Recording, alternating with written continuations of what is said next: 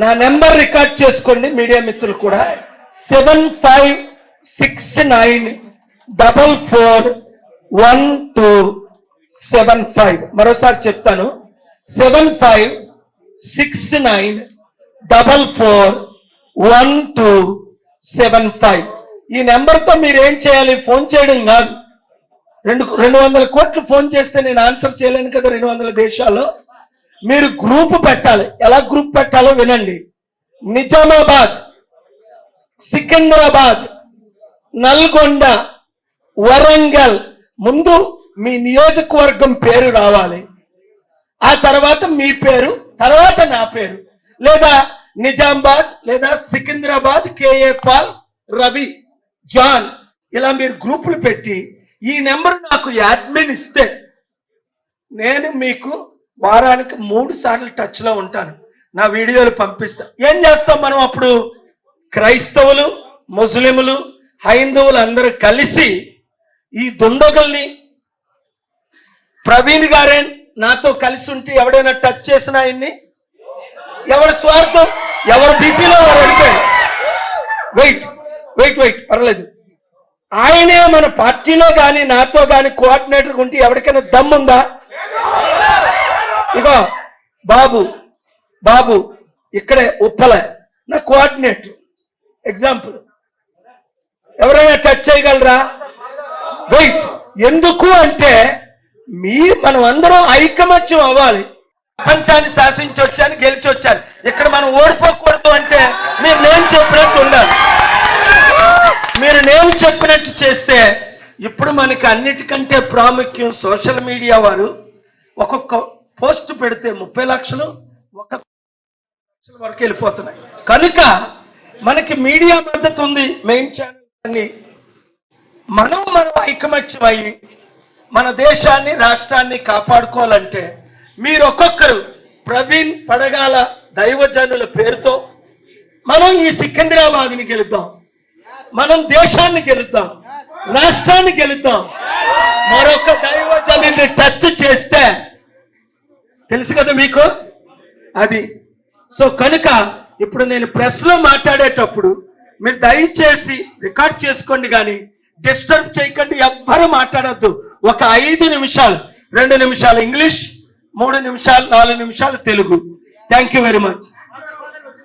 Hyderabad, Secunderabad media మిత్రులకు, అన్ని social media, main stream media, print media owners నేను హృదయపూర్వకంగా దేవుని దీవెనలు మీకు రావాలని ప్రవీణ్ పగడాల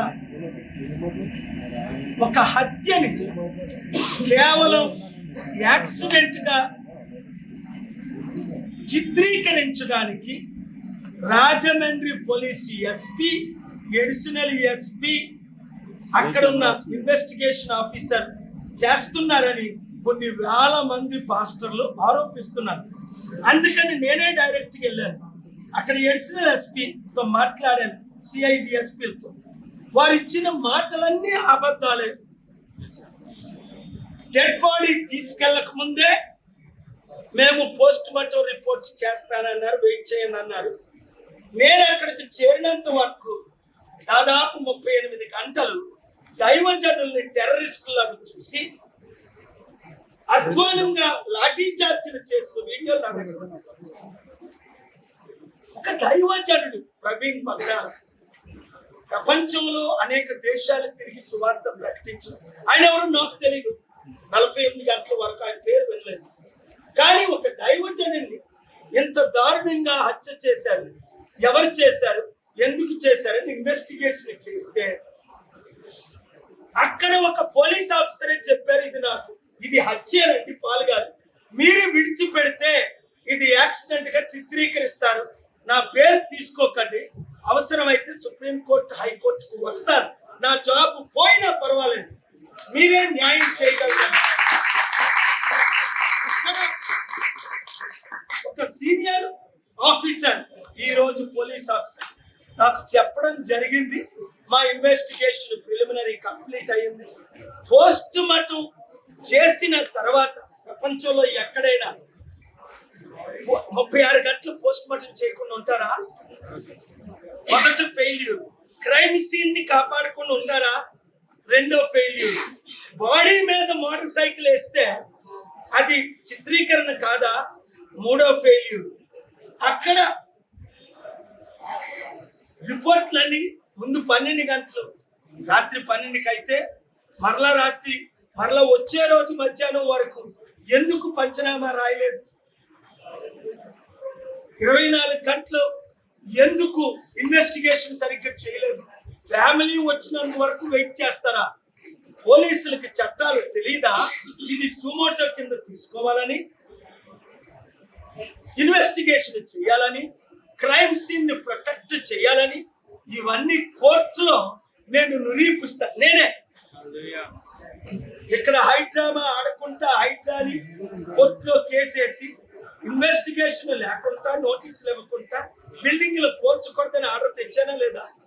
కామారెడ్డి రైతుల భూములు 1000 కోట్లు దోచుకోకుండా ఆర్డర్. సో ప్రస్తుతం మనతో పాటు అయితే రాజశేఖర్ గారు అయితే ఉన్నారు. సో నమస్తే అండి.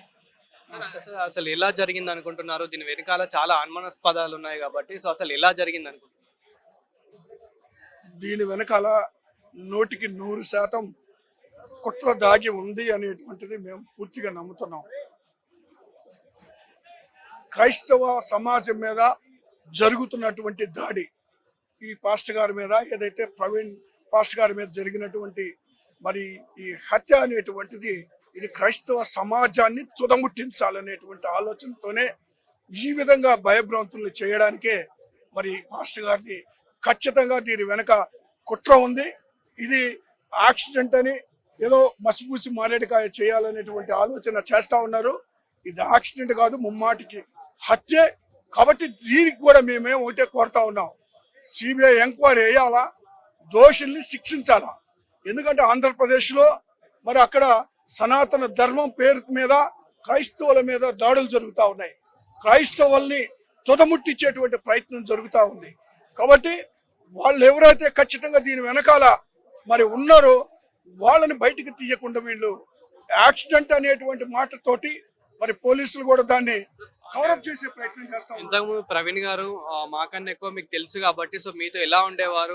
బయట కానివ్వండి, సో మీతో కానీ మాట్లాడినప్పుడు ఎలా ఉండేవారు? మాస్టర్ గారికి ఆయనకి ఉన్నటువంటి ప్రజా సంబంధాలు మామూలే కాదు.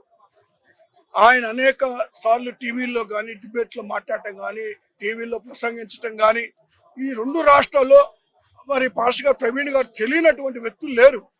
మరి అలాంటి వ్యక్తి మీదే మరి ఈ విధమైనటువంటి దాడులు జరిగి మరి ఆయన చంపేస్తే సామాన్యుల పరిస్థితి ఏంటి, సామాన్యుల రక్షణ ఎక్కడ ఉంటుంది అనేటువంటిది ఆలోచించాల్సిన పరిస్థితి. ఎందుకంటే ఆంధ్రప్రదేశ్లో ఈ సనాతన ధర్మం పేరుతోటి అరాచకాలు జరుగుతూ ఉన్నాయి. ఈ అరాచకాలని అరికట్టాల్సినటువంటి అవసరం ఉంది. అందుకొరకే నేను వైఎస్ఆర్ కాంగ్రెస్ పార్టీ తరఫున మరి ఒక సిబిఐ ఎంక్వైరీ వేయాలని, దోషుల్ని కఠినంగా శిక్షించాలని నేను కోరుతా ఉన్నాను.